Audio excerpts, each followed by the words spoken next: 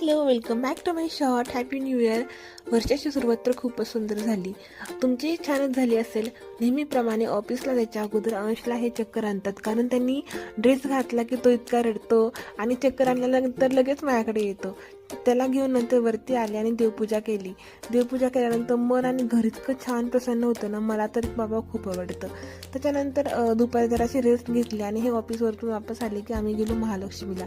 जायच्या आधी असं वाटलं की छान दर्शन होईल, नवीन वर्षाची छान सुरुवात होईल. सुरुवात तर छान झाली सोडा, पण तिथे जाऊन बघतो तर काय एवढी गर्दी. सध्या नाताळच्या सुट्ट्या असल्या कारणाने आणि शाळेच्या ट्रिपही येत आहेत, त्याच्यामुळे खूप जास्त गर्दी आहे, तुम्ही पाहू शकता.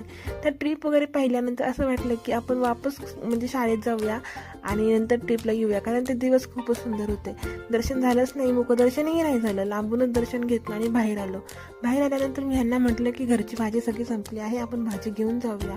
मग भाजी वगैरे घेतली आणि घरी आलो. व्हिडिओ कसा वाटला मला नक्की सांगा. लाईक करा, शेअर करा आणि आपल्या चॅनलला सबस्क्राईब करा. सबस्क्राईब करणं हे अगदी फ्री आहे, सो करून टाका. भेटूया नवीन व्हिडिओमध्ये. तोपर्यंत बाय.